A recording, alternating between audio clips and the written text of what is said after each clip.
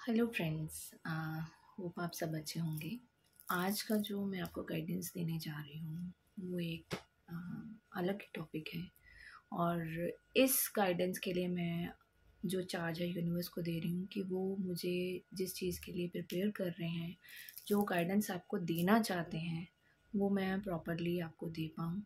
और एक रीज़न आज का ये भी है कि I just want to first invoke the presence of universe कि वो पूरे इस सेशन में ही will be present with me with the guidance of angels also, ताकि जो भी इंफॉर्मेशन है that should be in the right hands.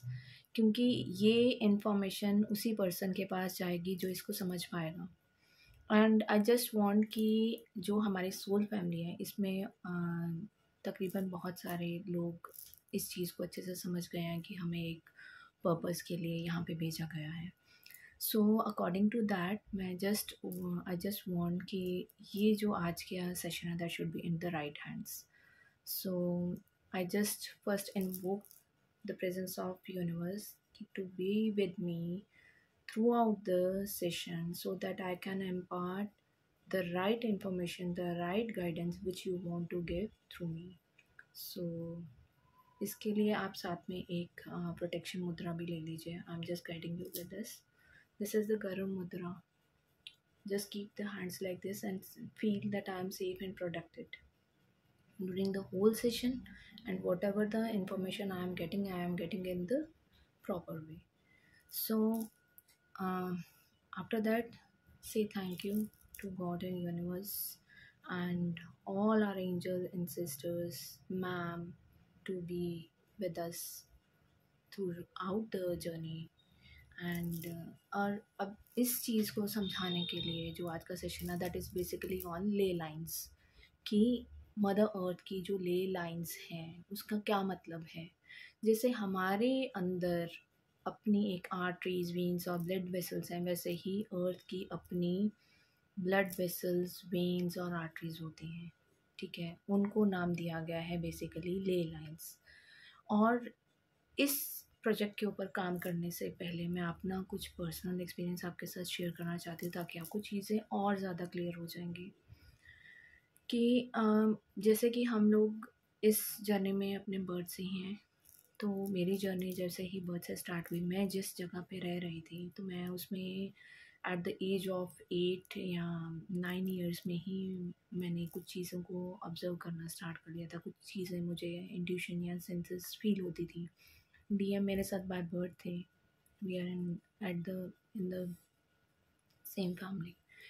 तो जो मैंने जो एक्सपीरियंस किया था कि जो हमारी इंट्यूशन या हम दोनों का जो एक क्लोजनेस हुआ था वो एक स्पिरिचुअल कनेक्शन की वजह से ही एक बार स्टार्ट हुआ था। एंड उसको मैं ये देख रही थी कि जो हमारे घर के पास था, मंदिर था, मस्जिद था, गुरुद्वारा था और एक चर्च भी थी। But church was there at the time of britisher and after that it was converted into school. और उसके बाद मैं जब वहाँ से हम लोग पुराने अपने घर से शिफ्ट होके I was shifted to some other place within the same city. और वहाँ पे भी मैं ये चीज़ नोटिस कर रही थी कि कुछ टाइम तक 2000 शायद आई थिंक 2010 के आसपास कि यहाँ पे मंदिर, मस्जिद तो हमारी एक ही थी जो पुराने वाले घर के पास थी। बट मंदिर, गुरुद्वारा और चर्च वहाँ पे भी था। बट वहाँ पे प्रॉपर चर्च थी जो नए वाले घर के पास थी। तो उस टाइम पे भी I just let it down, क्योंकि शायद हमें टाइम लगता है सब चीज़ों को ग्रैब करने में, समझने में। Then after that I was married in Uttar Pradesh. अब उत्तर प्रदेश में जो मेरा अभी रिसेंट वाला घर है जहाँ पे अभी मैं बैठी हूँ, यहाँ पे भी मुझे वही चीज़ें रियलाइज़ करवाई गई। And I just discuss all these things with my DM कि हाँ, मैंने ना ये चीज़ अपने पुराने वाले घर पे भी नोटिस की थी और यहाँ पे भी नोटिस करें, बट मुझे समझ में नहीं आ रहा कि एक्चुअल में चीज़ें हैं क्या। तो यहाँ पे भी मस्जिद और मंदिर और गुरुद्वारा तीनों पास में थे। और जो एक वाइब्स होती है ना, वो मॉर्निंग में ही हमें मिलती थी, जो सबसे जो मेरा बर्थ प्लेस था वहाँ पे, कि जैसे एक टाइमिंग बंधा हुआ था कि अब जो मस्जिद है वहाँ से उनकी जो प्रेयर है वो स्टार्ट होगी तो वो कानों में जाएगी, मंदिर की जब स्टार्ट होगी तो मंदिर की प्रेयर अंदर जाएगी, गुरुद्वारा की प्रेयर स्टार्ट होगी तो गुरुद्वारा की प्रेयर जाएगी। तो ये बचपन से ही मेरे अंदर ये चीज़ डेवलप हो चुकी थी। अब आफ्टर मैरिज, अब लास्ट ईयर जब मैं जयपुर गई तो मेरा जो भी ट्रैवलिंग है it was all plan by universe. मेरे हाथ में कुछ नहीं होता। इवन कि जो मुझे कमिटमेंट बाय डीएम मिली थी that was all plan by universe. तो चीज़ें ऐसे होती हैं कि हमारे बस में कुछ नहीं होता। मैम बिल्कुल सही कहती हैं कि यूनिवर्स ने आपको ये जर्नी दी है, आपको कंप्लीट करवाना उनका काम है। आपसे जो काम करवाना है वो उन्हें पता है, and at the divine timing it will come in front of you. तो ये बिल्कुल सही और एग्जैक्ट बात है। मैं अपने पर्सनल एक्सपीरियंस से बोल रही हूँ कि मुझे ये चीज़ें नहीं समझ में आ रही थी। और जब मैं जयपुर गई लास्ट ईयर तब भी मैं कुछ चीज़ों को नहीं अटैच कर पाई, बट इस ईयर जब मैं जयपुर गई तो जैसे ही मैं एक जिस होटल में मैं गई थी, मैं और मेरी डॉटर, मैंने कभी अकेले मतलब जैसे ट्रैवल नहीं किया, तो वो मेरा एक पहला ट्रैवल था in Jaipur with my daughter. And उस टाइम पे मैंने देखा कि जो मुझे रूम अलॉट हुए हैं वो room it was all planned by universe. उस रूम के बाहर पूरी हनुमान जी की एक बहुत बड़ी लेमिनेटेड फ़ोटो लगाई हुई थी। तो I just think keep myself safe कि हाँ it was all plan by universe. अब जो उन्होंने मुझे मैसेज देना है, जो गाइडेंस देनी है, तो वो दे देंगे, इम्पार्ट कर देंगे मुझे। तो जैसे ही मैं अंदर गई तो मैंने थोड़ा सा कर्टन खोला, बिकॉज मुझे थोड़ा सा माउंटेन्स के साथ भी लगाव था। तो I just keep in mind कि मुझे जो रूम मिला है उसके सामने माउंटेन्स होने चाहिए। मेरे माइंड में सिर्फ ये एक थॉट था और कुछ नहीं था। तो जैसे ही मैंने उसको खोला, कर्टन साइड पे किए, तो क्या देख रही हूँ कि सामने मंदिर, मस्जिद, चर्च और गुरुद्वारा चारों थे। And my daughter was also saying कि मम्मा देखो आपकी चीज़ें पूरी हो गई।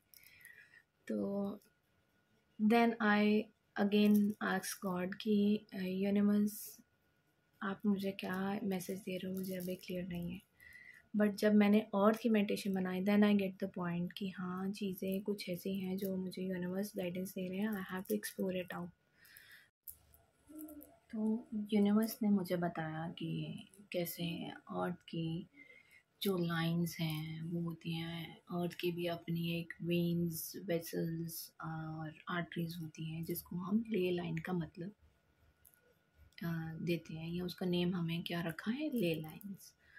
तो अब ये जो ले लाइंस थी इसके ऊपर अभी मैंने स्टार्ट करने से पहले मैंने कुछ आपके लिए रिटर्न मटेरियल भी रखा है। सो आई जस्ट वांट कि मैं उसको आपको रिटर्न फॉर्मेट में ही दे पाऊँ। एंड आई एम जस्ट तो ले लाइंस एक्चुअल में है क्या, जैसे ह्यूमंस के अंदर वेन्स और आर्टरीज हैं, उसी तरीके से हमारी मदर अर्थ के अंदर बहुत सारे वेन्स, आर्टरीज और ब्लड वेसल्स हैं जिनको नाम दिया गया है ले लाइंस।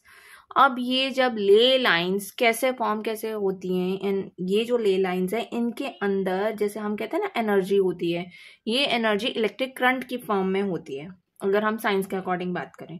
तो ये जो इलेक्ट्रिक करंट है ये किसकी वजह से क्रिएट हो रही है, क्योंकि मदर अर्थ के अंदर क्या है, लिक्विड मोल्टन लावा है, तो उसकी वजह से इसमें करंट पैदा होता है। इस करंट की वजह से हमारे अर्थ के इर्द गिर्द मैग्नेटिक फील्ड क्रिएट होता है।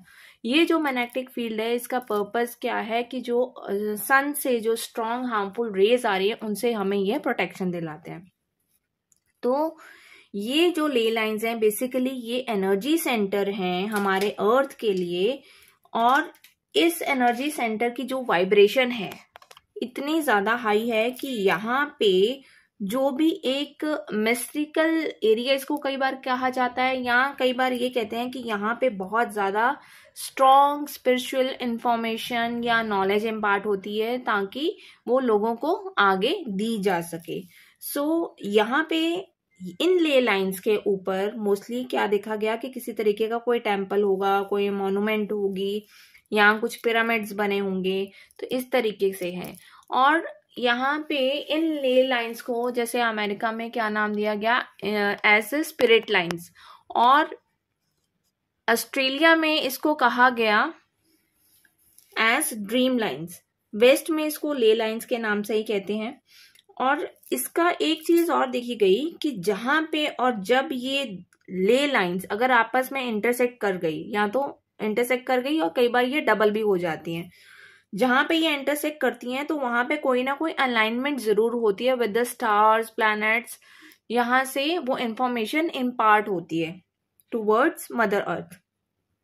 तो इस चीज की जो रिसर्च थी, जो अभी रिसेंटली ही मुझे पता लगा है कि ले लाइंस की जो रिसर्च है, वैसे तो इसके ऊपर बहुत कम है, बट कुछ लोगों ने इसके ऊपर जो रिसर्च की थी, वो एक जो पर्सन था, दैट इज इन 1921 वैटकिंस नाम का एक पर्सन थे, उन्होंने इसके ऊपर रिसर्च करनी स्टार्ट की। एज उनके भी यही था कि जैसे वो ट्रैवल कर रहे थे, ट्रैवल करते करते उन्होंने ये ले लाइंस को नोटिस करना शुरू किया कि इनका ये कैसे ये एक जगह से दूसरी जगह जा रही है और वहां पे किस तरीके से फ्रीक्वेंसी क्रिएट हो रही है। तो इस तरीके से उन्होंने ये सब चीजें देखी। अब हमारे इंडिया में भी एक स्पिरिचुअल लाइन ले लाइन है जिसको मैं अभी ऑब्जर्व कर पाई हूँ थ्रू माय एक्सपीरियंस, कि केदारनाथ में एक तो है मेन शिव टेम्पल, जितने भी शिव टेम्पल है केदारनाथ से लेके रामेश्वर तक वो सीधी एक लाइन के अंदर आ रहे थे। आई वेंट टू उज्जैन, सबसे पहले मैं उज्जैन गई थी, और उज्जैन के बाद सेकेंडली जो शिव टेम्पल चेन्नई में जब मैं गई वहाँ पे अपनी सिस्टर के पास आफ्टर जयपुर, तो वहाँ पे मैंने क्या देखा, वहीं पे वही चीज़ें थी कि तीनों रिलीजियस प्लेसेस एक साथ थी, और वहाँ पे मुझे बहुत ज़्यादा पुल था कि मुझे वो देखना है कि यहाँ पे कोई शिव मंदिर है and I have to explore that, जो मुझे गाइडेंस यूनिवर्स की थी ने दी थी। और मैं वहाँ पे जब मुझे वो शिव मंदिर मैंने देखा, and that was the famous temple over there, वहाँ पे भी पार्वती माता ने शिव जी के लिए इन the form of peacock means more के फॉर्म में उन्होंने वहां पे तपस्या की थी ताकि वो उनके साथ शादी कर लें, मैरिज कर लें। तो इस तरीके से एक ये वाला टेम्पल था। देन जब अभी मैंने रिसेंटली ये से सब चीजें जब मैंने देखी, जब यूनिवर्स ने दिखाया कि ये इन सब की अलाइनमेंट एक ही उसमें है, so this is the main example हम अपने इंडिया की कह सकते हैं कि हमारी जो स्पिरिचुअल लाइन है वो एक जो शिव टेम्पल दिखा रहे हैं वो सीधी एक रेखा में है। वैसे तो यहाँ पे भी बहुत सारे और स्पिरिचुअल ले लाइन्स होंगी, हमारे इंडिया के अंदर भी हैं। अगर हम इसको देखेंगे, जैसे अगर अयोध्या से अगर हम अमृतसर की तरफ भी आए तो वो भी एक स्पिरिचुअल ले लाइन के ऊपर ही है। तो इसका बेसिकली क्या मोटिव है कि जो एक ले लाइन के ऊपर एक स्पिरिचुअल मॉन्यूमेंट है तो वो कहीं ना कहीं वो कनेक्टेड दूसरे तरीके से भी है, चाहे वो कोई भी रिलीजन का हो। सो इसमें वो कोई मैटर नहीं करता कि हाँ एक पर्टिकुलर रिलीजन का ही होगा सब। तो इसके बाद एक और स्पिरिचुअल लाइन जो कि एट प्रेजेंट जिसके ऊपर इंफॉर्मेशन भी अभी अवेलेबल आपको मिल जाएगी, जिसके बारे में यूनिवर्स ने मुझे पहले बताया कि इसको पहले आप समझो। तो इसमें क्या था कि एक स्पिरिचुअल लाइन जिसका नाम है sacred line of Saint Michael, ये कहाँ से जाती है, that is from Ireland to Israel. Ireland से होते हुए इजराइल तक ये पूरी थी। और ये जो लाइन थी ये सेंट माइकल ने खुद अपनी स्वॉर्ड से बनाई थी ताकि वो ये इंफॉर्मेशन ह्यूमैनिटी में दे सकें कि जो गॉड है, God is the supreme power. और ये जब वो लड़ रहे थे डेविल्स के साथ, तब उनकी स्वॉर्ड से ये वाली लाइन बनी थी। अब ये जो स्वॉर्ड बनी थी इसके अंदर टोटल 7 चर्चेज आती हैं जो मेन कंसिडर की गई हैं। तो सबसे पहली है दैट इज आयरलैंड। आयरलैंड वाली जो है, ये वाली जो चर्च है वो बनाई गई थी इन 6th सेंचुरी, जब आर्कएंजल माइकल सेंट पैट्रिक के आगे अपीयर हुए और उन्होंने बोला कि आप जो क्रिश्चियनिटी है इसको स्प्रेड करो, गॉड की जो टीचिंग है उनको स्प्रेड करो, ताकि आयरलैंड को जितने भी बॉन्ड्स एंड डेविल के उनसे छुड़ाया जा सके। तो वहां पे क्या देखा गया कि उस टाइम पे बहुत सारे मॉन्क्स थे वहां पे रह रहे थे। तो ये जो मॉन्क्स थे उनको बहुत सारे चैलेंजेस फेस करने पड़ रहे थे खाने को लेके, या वहां के जो डेली उनकी रूटीन्स थी उनको फुलफिल करने के लिए। तो उनका जो फेथ था गॉड के ऊपर इतना ज्यादा था कि उनकी हर चीज अपने आप ऑटोमेटिकली पूरी हो रही थी। तो सेकेंड जो चर्च थी जो कहाँ देखी गई, Saint Michael Mount, that was seen in Cornwall England, यहाँ पे बनी हुई है। ये भी एक रॉकी आइलैंड के ऊपर बनी हुई है। और इसको जो है कि वहां जाने के लिए आपको क्या है, by foot means by walk करके ही जाना पड़ता है, जब जो समुंदर है उसकी लहरें ज्यादा ऊंची ना हो। तो यहाँ पे क्या था, ये आइलैंड को गिफ्ट किया गया था by the king of England ने, यहाँ के मॉन्क्स को दिया था, मीन्स यहाँ के जो प्रीस्ट थे उनको दिया गया था। और यहाँ पे एक स्पेशल इंसिडेंट जिसको काफी टाइम से मान्यता है या माना जाता है कि सेंट माइकल की जो है ब्लेसिंग्स हैं यहाँ पे, वो एक इंसिडेंट शो करता है। और वो इंसिडेंट में क्या था कि एक बार क्या हुआ था, एक जहाज तूफान में फंस गया था जिसके कारण वो टूटने की कगार में था। और वहां पे जितने भी फिशरमैन थे उसके अंदर, उनको बचाने के लिए सेंट माइकल खुद अपीयर हुए और उनको किनारे पे उन्होंने सेफली पहुंचाया। तब से वहां पे उनको यही ब्लेसिंग्स फील होती हैं कि सेंट माइकल ही उनकी रक्षा कर रहे हैं। तो यहाँ पे 11th सेंचुरी में बहुत सारी जो पावर्स हैं इस जगह को मिली थी। Then third comes the Mount Saint Michael. इस जगह पे क्या था, यहाँ पे जो चर्च थी ये बनी थी इन 8th सेंचुरी। यहाँ पे भी जो आर्कएंजल माइकल हैं ये आए थे ड्रीम्स में बिशप एल्बर्ट के।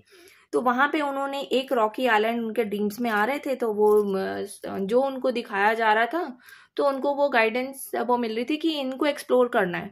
तो उन्होंने भी क्या किया, वहां पे अपने 2 ऑफिशियल्स को अपॉइंट किया और उनको बोला कि आप यहाँ पे जाके इन चीज़ों को सर्च करो और जो जो चीज़ें मैं आपको बता रहा हूँ। और उनको वही चीज़ें वहां पे मिली जिसमें एक पहला था दैट इज रेड केप, और सेकेंड था दैट इज एक मार्बल का वो था, मार्बल का टुकड़ा जिसके ऊपर उनके पैरों के निशान थे।